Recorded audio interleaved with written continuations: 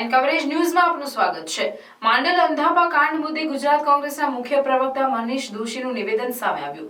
નિવેદનમાં જણાવ્યું કે સામાન્ય માણસને વિશ્વાસ ઉઠી જાય તેવી સરકાર છે ભાજપ। અમદાવાદ જિલ્લાના માંડલમાં 17 દર્દીઓની આંખ ઝાંકી થઈ, 5 ગંભીર। સમગ્ર ગુજરાતમાં છેલ્લા ઘણા સમયથી ઘટનાઓ સામે આવી રહી છે, ત્યારે ટેકનિશિયનમાં 70% ખાલી, તેમ છતાં ભરતી નહીં। રાજ્યમાં હોસ્પિટલો માટે આરોગ્ય વિભાગે જાગવું પડશે। અનેક હોસ્પિટલોમાં નિષ્ણાંત મશીન છે, પણ ઓપરેટ કરવા વાળા નથી। આ તમામ ઘટનાઓમાં આરોગ્ય સેવા સુધારવા માંગ કરી। ગુજરાતમાં અતિ દુઃખદ અને સામાન્ય માણસને વ્યવસ્થા ઉપરથી વિશ્વાસ ઉઠી જાય તે રીતે ભાજપાની ભ્રષ્ટ સરકારનો આરોગ્ય વિભાગ સુધારવાનું નામ લેતો નથી। સરકારી વ્યવસ્થા હોય, ગ્રાન્ટીન એડ હોય, રાજ્યમાં વારંવાર આંખ ગુમાવવાના, દ્રષ્ટિ ગુમાવવાના, એટલે કે દર્દી પોતે જ્યારે આંખની અંદરની એની તકલીફો હોય અને એ તકલીફોના કારણે જે પરિસ્થિતિનું નિર્માણ થાય, એટલે જે તે જગ્યાએ પોતે દવાખાને વિશ્વાસ સાથે ડૉક્ટર આગળ ને વ્યવસ્થા આગળ હોસ્પિટલોમાં દાખલ થતો હોય। પણ દુઃખની વાત, ગઈકાલે અમદાવાદ જિલ્લાના માંડલમાં મોતિયાના ઓપરેશન બાદ 17 દર્દીઓની દૃષ્ટિમાં ઝાંખપ આવી ગઈ છે। 5થી વધુ દર્દીની હાલત અતિ ગંભીર છે। પણ આ ઘટના એક દૃષ્ટિએ જોઈએ તો સમાચાર, પણ બીજી દૃષ્ટિએ જોઈએ તો સમગ્ર ગુજરાતમાં છેલ્લા ઘણા સમયથી આવી વારંવાર ઘટનાઓ સામે આવી રહી છે। ગુજરાતની અંદર જૂન મહિનાની 2021માં સુરતમાં 100થી વધુ લોકોને આંખની દૃષ્ટિ ગુમાવવાનો, એને તકલીફ પડવાનો, જુદા જુદા પ્રકારની તકલીફો આવી, દવાખાનામાં દાખલ થયા હતા આંખની દૃષ્ટિ પરત મેળવવા માટે, અને ઘટના કંઈક જુદી બની।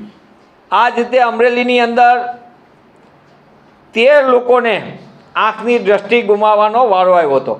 આ જે તે સમયે જે ઘટના બની, એની પહેલાં રાજકોટમાં, વલ્લભ વિદ્યાનગરમાં, આણંદમાં, નડિયાદમાં, રાજકોટમાં હોસ્પિટલોની અંદર દાખલ દર્દીને દૃષ્ટિ પરત મળે એવા વિશ્વાસ સાથે જ્યારે જાય અને બીજી બાજુ તેમને ઓપરેશનમાંથી બહાર આવે ત્યારે તેમને દૃષ્ટિ નવી મળવાનો આનંદ હોવાને બદલે દૃષ્ટિ ગુમાવવાનું પારાવાર દુઃખ થઈ રહ્યું છે। જે રીતની ઘટનામાં આપણી સામે ઘટનાઓ આવી રહી, એની સરકારી મદદ મળશે, દૃષ્ટિ નહીં મળે। સરકાર જ્યારે જ્યારે આવી ઘટનાઓ બને ત્યારે એક જાહેરાત કરી દે છે કે અમે 5 લાખ આપશું, 10 લાખ આપશું, 25 લાખ આપશું, પણ સરકારી મદદ તો મળે છે પણ દૃષ્ટિ પરત મળતી નથી।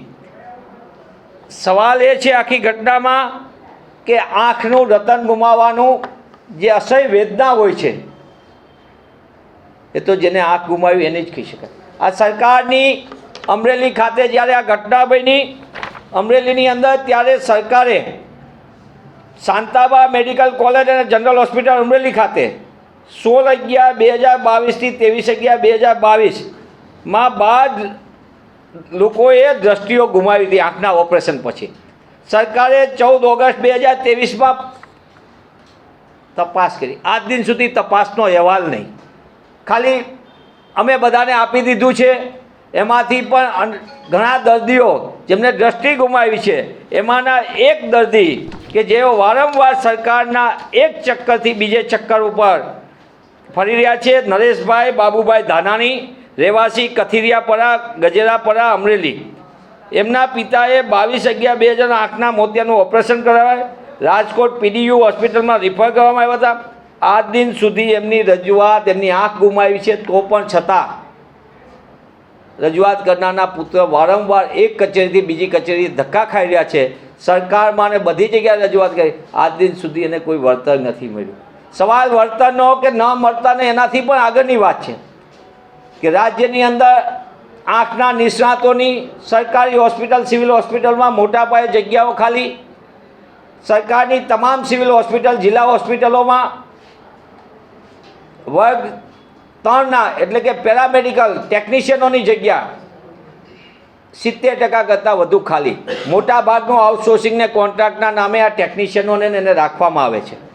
તેવા સંજોગોની અંદર ફરી એક વખત જ્યારે માંડલમાં આ ઘટના સામે આવી છે ત્યારે કોંગ્રેસ પક્ષ તરીકે અમે માંગ કરીએ છીએ કે રાજ્યની અંદર હોસ્પિટલોની અંદર સરકાર મોટી મોટી વાત કરીને સેફ્ટી ઓડિટની વાતો કરે છે, પણ હકીકતમાં રાજ્યની અંદર જે રીતે લોકો દ્રષ્ટિ પરત મેળવવા માટે આવે એની બદલે દ્રષ્ટિ ગુમાવી જાય એવી દુઃખદ ઘટનાઓ વારંવાર બનતી હોય ત્યારે સરકારે અને આરોગ્ય વિભાગે જાગવું પડે. પણ કમનસીબ છે, આરોગ્ય તંત્ર કુંભકર્ણની નિંદ્રામાં છે અને ભ્રષ્ટાચારમાં ખરીદીમાં મોટા પાયે છે. અનેક હોસ્પિટલની અંદર ઓપ્થોલ્મોલોજીસ્ટ સહિતના નિષ્ણાત પ્રકારના સાધનો ખરીદીને મૂકી દીધા છે, પણ આજે પણ એનું કવર ખુલતું નથી કારણ કે એને ઓપરેટ કરનાર માણસો જ નથી. એટલે સરકારની નીતિને નિયત સાફ છે. ખરીદીમાં અને ટેન્ડરમાં સરકારને રસ છે, પણ સામાન્ય માણસની સારવારમાં સરકારને જરા પણ રસ ન હોય તેવું એક પછી એક દુર્ઘટના પછી સામે આવે છે.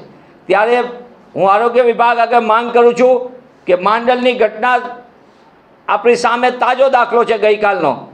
17 દર્દીઓમાંથી 5 દર્દીઓની હાલત અતિ ખરાબ છે એવું સરકારી અહેવાલ કહે છે. અને ભૂતકાળની અંદર જ્યારે સાંતાવા મેડિકલ કોલેજમાં અમરેલીની ઘટના હોય, અગાઉ નડિયાદની, આણંદની, રાજકોટની આ બધી ઘટનાઓનો સરકાર સર્વગાહી અહેવાલ કરી અને સરકારની દ્રષ્ટિ સાફ હોય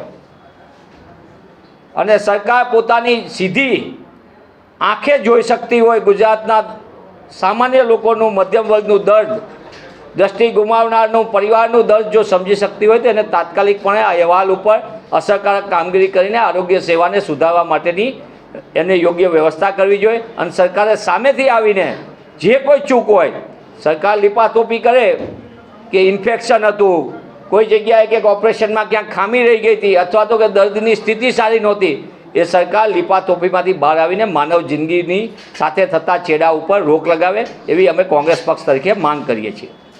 अन्य खबरों के लिए चैनल को सब्सक्राइब कीजिए. खबरों का नोटिफिकेशन पाने के लिए बेल आइकॉन को जरूर दबाएं.